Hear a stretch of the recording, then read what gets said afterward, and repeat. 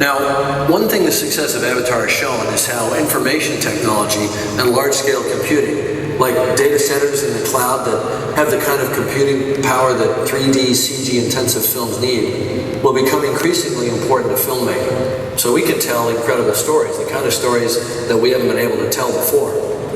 During the production of a film, there is a vast amount of data that can be generated. This data could be representing video footage, could be representing still imagery, could be representing script supervisor notes. The problem going into a movie that was to be this digitally heavy was, how do people access all this information?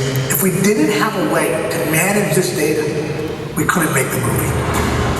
Years before we ever started production on Avatar, we started working with Microsoft to solve these problems.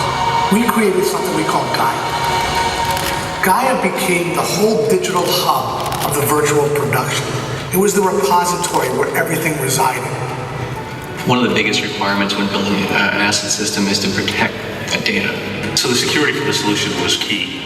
The last thing I wanted to see was a shot from Avatar ending up on the internet and everybody talking about it. I'm pretty sure Jim would be rather unhappy if that ever happened.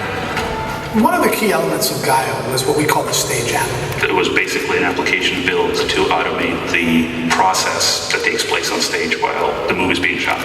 There's a lot of content being generated. There's the 2 stereo cameras, there's the reference cameras. All that stuff that we were putting away was immediately available downstream to the other applications. Like it was immediately available in the system to be worked on in a lab upstairs by the artists.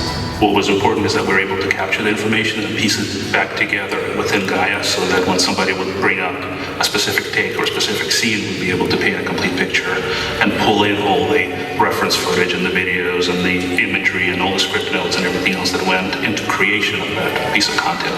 When somebody gets paid a fairly good salary, spends 15 minutes of his day looking for something on an antiquated file system or in a desk drawer, looking for a CD with data on it, right? What happens when we take it away and it takes him, 0.8 seconds to find that thing? I think that's what the gain is. I think that there's a lot of potential in cloud computing and what it can bring. When we would go on remote locations, it's very hard to access data.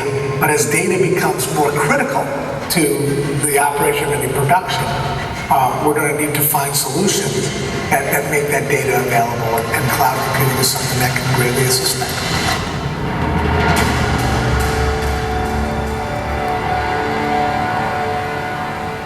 So we look